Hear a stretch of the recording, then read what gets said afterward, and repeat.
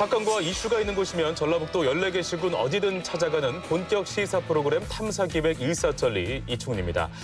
한 장의 사진을 통해 세상을 바라보는 픽앤픽 시간이 있죠. 네. 오늘 사진은 제가 한번 직접 골라봤는데요. 네. 이 사진입니다.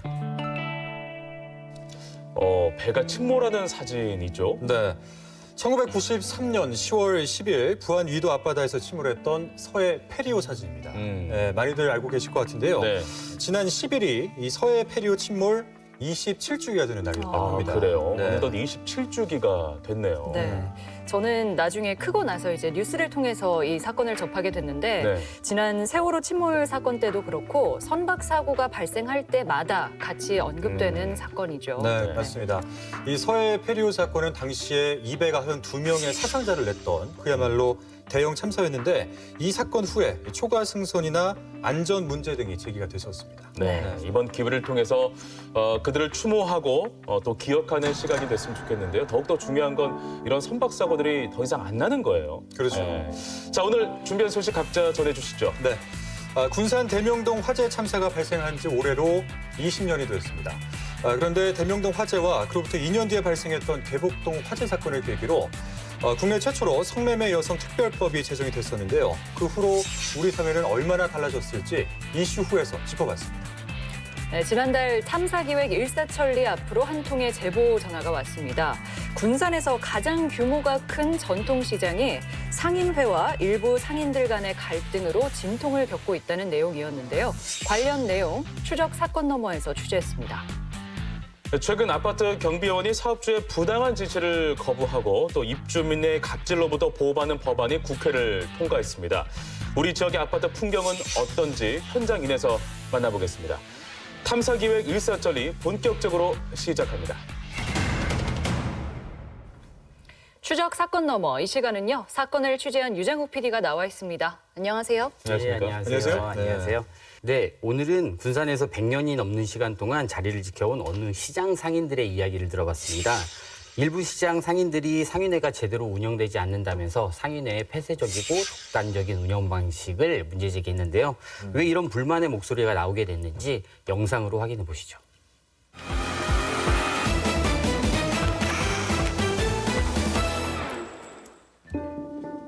군산시 신영동에 위치한 군산 공설시장.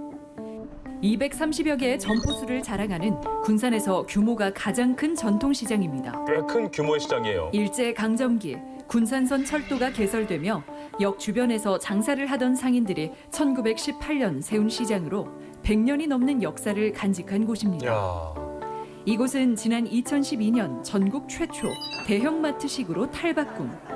궂은 날씨에 구애받지 않고 한자리에서 농산물과 수산물을 비롯한 다양한 물건을 구입할 수 있어 군산의 대표 시장으로 자리매김했습니다. 그런데 최근 일부 상인들을 중심으로 시장 상인회가 제대로 운영되지 않았다는 불만의 목소리가 터져나오기 시작했습니다.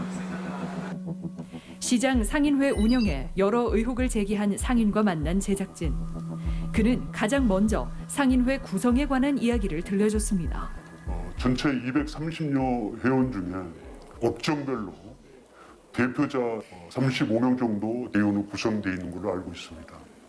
그중에서 최대 득표를 선출된 분들이 운영위원으로 참석을 지금 현재 하고 있는 걸로 알고 있습니다. 시장 내 200여 개의 점포 상인들이 상인회에 등록된 군산 공설시장.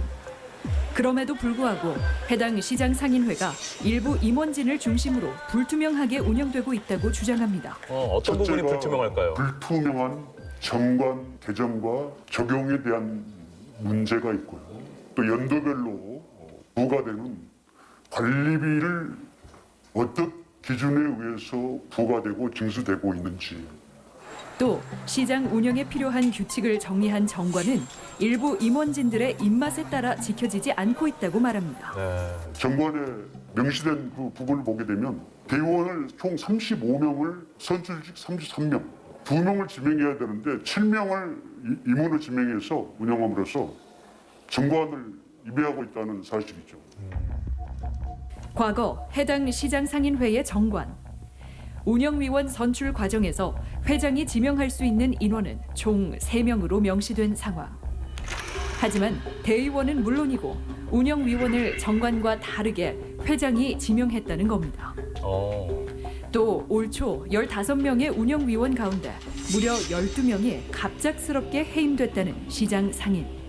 3회 이상 참여를 안 했다고 그래가지고 갑자기 기존 집행부에서 해임한 걸로 알고 있습니다만 명확한 해임 사유를 저는 알 수가 없어가지고 네. 과거 정관 개정 때마다 초안을 만들어 개정 전후를 알기 쉽도록 구분한 다음 상인들에게 배포해 의견을 수렴했다는 상인회. 하지만 올 4월 열린 정기총회에서 개정된 정관은 상인의 목소리를 낼 수 없도록 만들어졌다는 입장입니다. 상인이 상인의 승인을 거치지 않고 교회 기관이나 단체에 어떤 의견이나 민원을 제기했을 경우에는 상인을 제명한다는 그런 내용도 포함이 된 것을 보고 다소 격한 내용이네요. 총 6번의 정관 개정. 그 가운데 올 초 있었던 정관 개정 과정은 불합리한 부분이 많다는 것. 또 관리비 운영에 대해서도 쓴소리를 하는 상인. 몇 해 전부터 세부 지출 내역을 공개해달라 요구했지만 받아들여지지 않았다고 주장합니다. 그냥 월 관리비를 토탈 금액만 일부 항목별 내용만 나오지 세부 기준을 이렇게 제시를 해주지를 않는 것이죠. 그래서 어떻게 이 관리비가 층별로 조별로 매월 부과가 되는지 징수가 되는지를 알 수가 없다는 사실이죠. 또 지난 2015년부터 시행된 전통시장 배송 서비스 지원 사업도 의문투성이라고 말합니다. 배송 서비스 인력이라든지 그다음에 콜센터 인력이라든지 사무실에 근무하는 격리와 총무 여직원이 대체가 된 것으로 제가 의혹을 가지고 있습니다. 상인회의 이것도 어떻게 불투명한 해야 될까요? 운영 방식에 대해 군산시에 문제 제기를 했다는 상인. 하지만 돌아온 답변은 황당했다고 이야기합니다. 이런 문제 부분에 대해서 좀 개선이 될 수 있도록 적극적인 행정을 좀 부탁을 드렸습니다만은 정관에 대한 문제는 상인의 내부적인 문제이기 때문에 관여할 수 없다고 말씀을 하십니다. 여러 의혹이 제기된 군산 공설시장 상인회. 상인회의 일부 임원들로만 시장이 운영되고 정해진 정관이 무시된 채 상인으로서 알아야 할 최소한의 권리조차 행사할 수 없다는 내용. 군산 공설시장을 찾아간 제작진. 상인회에 대한 시장 상인들의 평가는 어떨까? 제작진은 시장을 돌며 오랜 시간 장사를 해온 여러 상인들과 이야기를 나눠봤습니다. 네. 혹시 여기 조금 시장이 요즘 상인회 때문에 좀 시끄러워요? 잘 안 간 게 모르지. 아, 그렇죠. 지금 몇 대를 지금 가려져 있어요, 지금 시장이. 안 시끄러요. 그게 뭔 소리래 또. 지금은 문제가 없다는 말씀이세요? 네. 아이고, 상인회가 얼마나 잘 된다고. 제보와는 좀 시장 다른 목소리예요. 상인회를 둘러싼 상인들의 평가는 엇갈렸습니다. 취재 도중 한 상인과 만난 제작진. 그는 상인회가 독단적으로 시장을 운영하고 있다고 이야기합니다. 갑자기 하루나 이틀 전에 공문을 보내서 회의에 참석하라고 하니까 그때도 집사람은 수원 딸 애기 보러 가 있었거든요. 그게 연락이 와서 내려올 수도 없고 그래서 불참했는데 그 빌미로 해서 그때 동시에 12사람이 그렇게 당했어요. 또 다른 상인은 상인회가 소명할 기회조차 주지 않았다고 이야기합니다. 소명을 할 기회를 줘야 될 거 아니야. 자기네들 마음대로 그냥 해명 시켜버리고 공고만 딱 붙여놓은 거예요. 여기저기에 다. 회장 그 단독으로 이렇게 다 끝내쳐버렸어요. 시장의 근간이 되는 정관 역시 상인회의 입맛에 따라 개정된다고 이야기합니다. 정관을 개정했으면은 이 회원들한테 개정한 것을 알려주셔야 되는데요. 운영위원들하고 대의원들만 해서 통과시켜서 상인회 사무실에 보관만 하고 계시니까 일반 상인들은 그 개정된 걸 모르고 있죠. 뭔가 좀 소통이 잘 안 이루어지고 있다는 2014년 느낌이 시장 드네요. 상인회 정관. 1년에 한 번 정기총회가 열리면 상인 모두 참석 가능하도록 명시돼 있습니다. 반면 올봄 개정된 정관. 일반 회원들의 총회에 대한 조항은 사라진 채 대의원 총회만 명시된 상황. 이렇다 보니 최근에는 정기총회에 참여해 시장의 운영에 대해 목소리조차 낼 수 없다는 상인들. 총회 같은 거 참석해 보신 적 있으세요? 저 임원들이 있어. 그 사람들만 찬성해. 어머님 한 번도 참석하신 적 없어요? 임원들. 개정된 정관의 문제는 또 있었습니다. 상인회 동의 없이 시장 민원을 제기하면 회원에서 제명될 수 있고 회장에 출마하려면 3년 이상 운영위원으로 재직해야 하며 상인회의 모든 서류는 상인회장의 허락하에 열람할 수 있다는 조항. 불합리하고 악용될 소지 또한 높아 보였습니다. 제작진이 입수한 전주의 한 전통시장 정관. 총회는 모든 상인들이 참여 가능하며 상인회장은 정회원 중 총회에서 선출. 회계 자료 또한 수시로 열람 가능했습니다. 저렇게 좀 투명하죠. 관리비 네. 역시 제대로 운영되고 있는지 알 수 없다는 시장 내 상인. 10,000원인데 9,000원 썼어.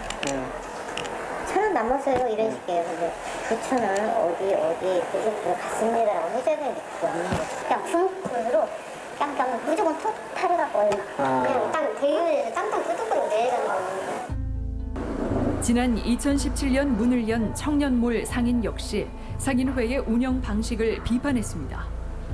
이번 회의를 통해서 니네가 쓰니까 니네가 내. 약간 이런 식으로 운영하는 거 보면은 뭐 하고 있는지 잘 모르겠어요.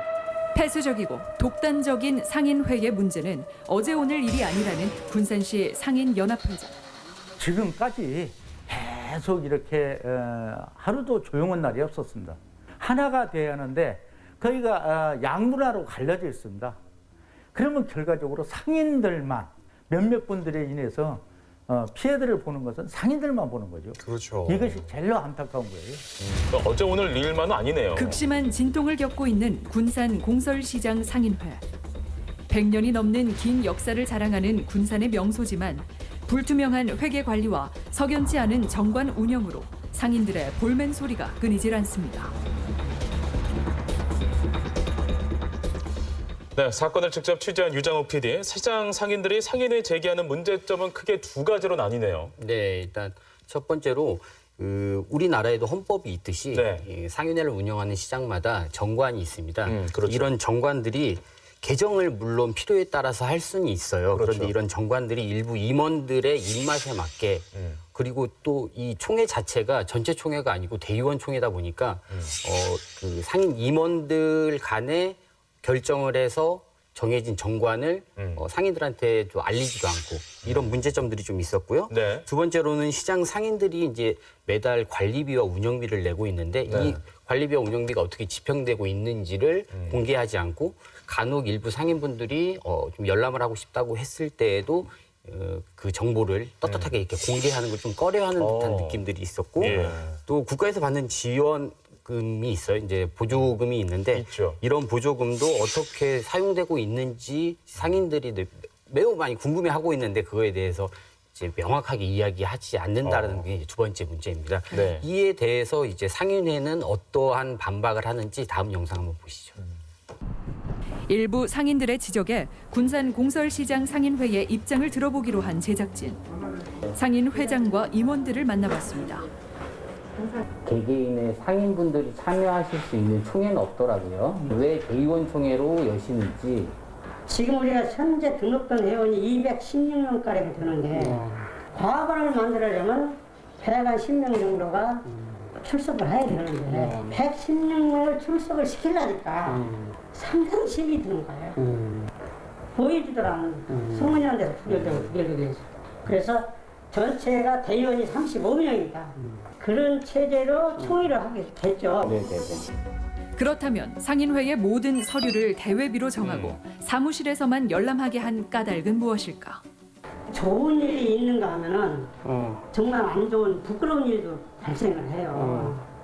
보통 시비도 벌어지고 이래요. 그래서 백성의 소지가 없을 뿐은 선별을 해서 보여주다. 그리고 여기서 회장님이 보여주라고 허락만 받으면 회장님이 입혀야 보여주고 후폭이나 복사는 불가하는 걸 하죠. 아니 근데 원래 있는 그 정관의 규정대로 운영이 되면 문제가 안 되잖아요. 그렇게 단순하게 생각하시면 해임한 12명의 운영위원에게 소명의 기회조차 주지 않은 것은 정관에 소명에 대한 조항이 없어 문제가 없다는 입장.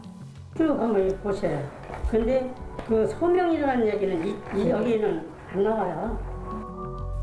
하지만 정관 제33조 6항 제명이 발의된 운영위원은 회의에 출석해 소명의 기회를 부여한다고 돼 있습니다. 그러네요. 또 지원금을 받은 전통시장 배송 서비스 사업은 상인들에게 보고할 의무가 없다고 말합니다. 근데 이거는 지원금이기 때문에 우리 예산하고 전혀 관계가 없어서 우리 회원들한테 보고해야 될 의무조항이 아니라고 저는 생각이 들어요. 하지만 해당 사업의 규정과는 다른 주장. 상인회 자부담이 최소 10% 이상 포함됐던 사업이었던 것. 그런가 하면 지원금을 받아 채용한 배송 직원에게 상인회 업무까지 병행시키다 군산시의 감사에 적발돼 시정조치 명령을 받기도 했습니다. 그랬군요. 우리는 법인체가 아니고 임무단체고 임무조직이에요. 그래서 시에서 우리 내비를 간섭할 이유도 없어요. 그래서 이런 것들을 시에서 이러고 저러고 하라고도 않고 우리도 간섭을 받지 않아요.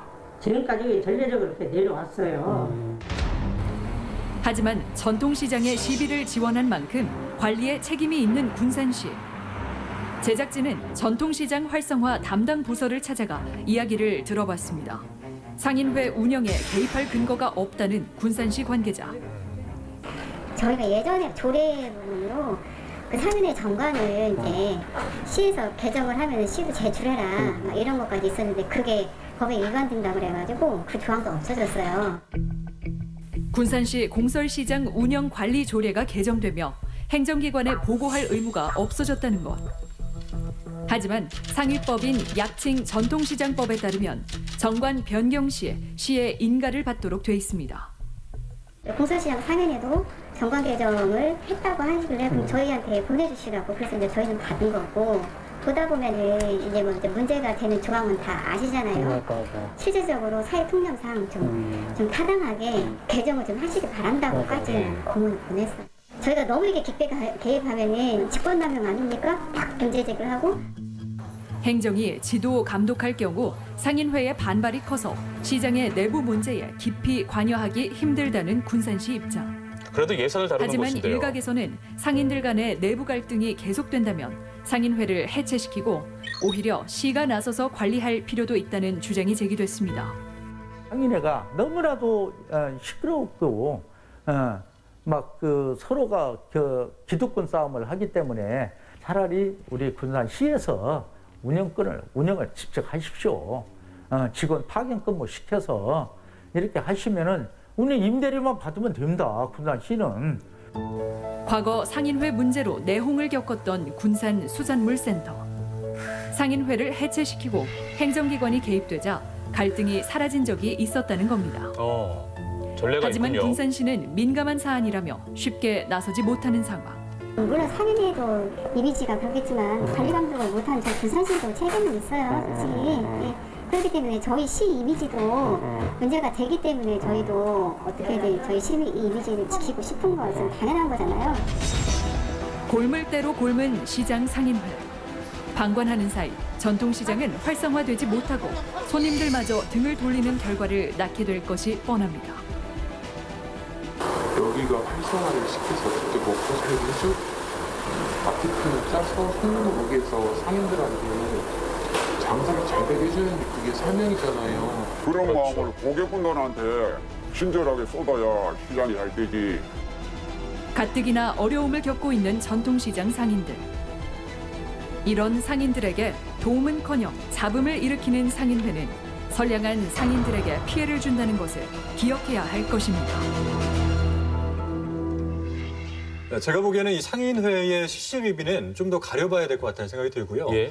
사실 지금까지 전통시장들이 문제가 전혀 없었던 거는 아니에요. 뭐 종종 공금 횡령, 뭐 이권 개입 이런 문제들은 종종 있어 왔는데 우리 저기 유장 PD가 보기에는 상인회를 좀 더 투명하게 관리를 하기 위해서는 어떤 점이 필요할 거라고 생각하시나요? 제가 지금 뭐 문서를 좀 갖고 왔는데 이게 이제 2014년도 했던 정기총회 자료인데 14년도에. 예. 근데 딱 보기만 해도 뭐 그 근거 자료들을 많이 이렇게 첨부를 해서 상세하게 나와 있네요.